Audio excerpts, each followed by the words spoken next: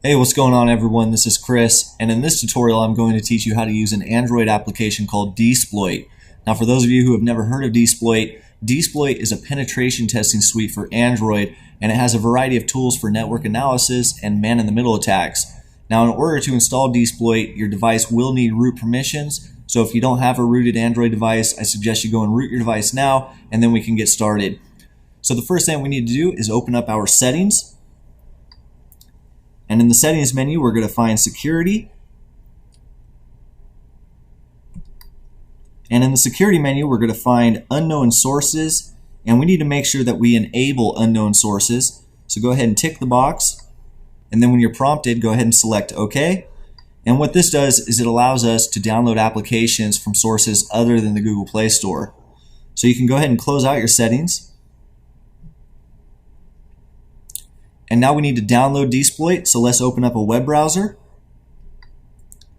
And in the URL bar, we're going to navigate to http://goo.gl/uppercase A, uppercase M, Q, 2, I, uppercase T, and then press enter. And you can see there the download is automatically began. I'm going to pull down my notification bar, and I'm going to wait till Dsploit finishes downloading. And the Dsploit APK file is about 6.5 megabytes, so it may take a moment to download. Just be patient. Okay, and you can see there that the Dsploit APK file is finished downloading. Let's go ahead and select it. And when you're prompted, go ahead and select Next until you're prompted to install. And then select Install. And you can see there that Dsploit is installing.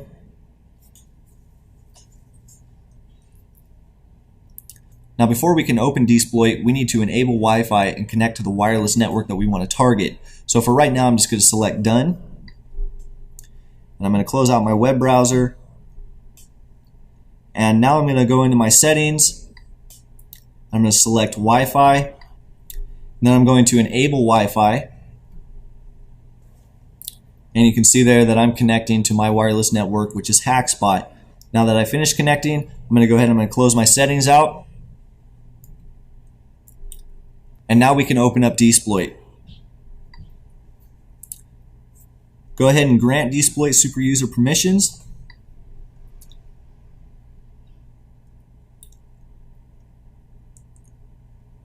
And when you see the changelog prompt, go ahead and select OK. Now the first thing that Dsploit does when you open it is it begins to scan the network and look for connected devices. So you can scroll through this list of targets, and when you find a device that you want to target, go ahead and select it. I'm going to select my MacBook Pro. And in the next menu, these are all the different modules. You have a lot of different network analysis tools like traceroute, port scanner, inspector. These are basically Nmap tools. If you scroll down, you'll see other things like man-in-the-middle, and these are going to be a number of man-in-the-middle attack scripts. The first thing I want to do is show you how port scanner works. So let's go ahead and select port scanner. And then we're going to select start. And this is going to begin scanning for open ports. You can see there that I have SSH, I have VNC. I've got a number of different ports that are open. These may be good to reference later if you're doing an attack from a different machine. Let's go ahead and navigate back to the module menu. And let's select man-in-the-middle. Now you can see here there's a number of different scripts. One of my favorites is Session Hijacker. I find that it's very reliable. It works very well. So let's go ahead and select Session Hijacker. And what I'm going to do here is I'm going to move over to my target, and I'm going to open up a web browser, and I'm going to see if I can find some sessions. Now to start session hijacking, go ahead and select Start. Now I'm going to move over to my target machine, and I'm going to open up a web browser, and I'm going to see if I can sniff some sessions. So I'm opening Safari, and if you refer over to Dsploit, you'll notice that we have a YouTube session. I'm going to go ahead and select that session and start hijacking it. And when you're prompted to start hijacking, go ahead and select Yes.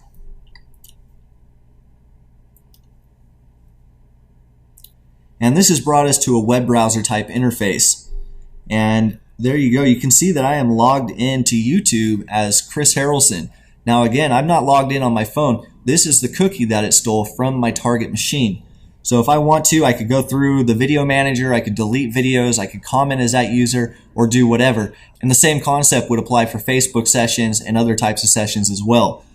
So I'm going to go ahead and I'm going to move out of the session hijacking. I'm going to navigate back to the session hijacking menu. Now if you want to, you can actually save this session and then restore it in the future. To do this, you'll long hold the session. You can give it a custom name if you want. I'm just going to leave it default and then select OK. And to restore a session, you'll simply select this file browser icon at the top right. And it's going to automatically find any sessions that are stored on your SD card. You'll simply select that session and then select OK. And that just restored it. I'm going to go ahead and I'm going to navigate back to the man in the middle menu. Another fun man in the middle attack script is the kill connection script. I'm going to go ahead and select that. And then I'm going to move over to my target machine. And you can see here that the web browser is working fine. I'm going to try to navigate to Yahoo. And you can see there that it's not taking me to the Yahoo page. This is because I used ARP spoofing, which stands for Address Resolution Protocol, to kill the connection. Now if you want to restore the connectivity, you simply select Kill Connections again. And if you refer back to my target machine, it will load Yahoo now. And you can see there that it's working now.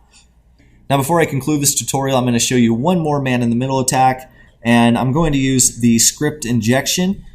I'm going to select custom code, and it's already put some JavaScript in there for you. If you know JavaScript or you have some custom code, you can go ahead and copy and paste that in there, and when you're ready, go ahead and select OK. Now I'm going to move back over to my target computer. I'm going to open up Firefox, and I'm going to navigate to YouTube. And you can see there's our custom script. It says this site has been hacked with Dsploit. So when the user clicks OK, it's going to take them, and then the same prompt is going to appear, and it's going to continually do that until they close their web browser. And then to stop the script injection, you'll simply select script injection again, and that stops it. Now there's a number of things you can do with Dsploit. I'm not going to be able to walk you through all of them. I encourage you to experiment with it, but for the most part, that's how you use Dsploit. I hope you enjoyed this tutorial, and please don't forget to like, comment, and subscribe.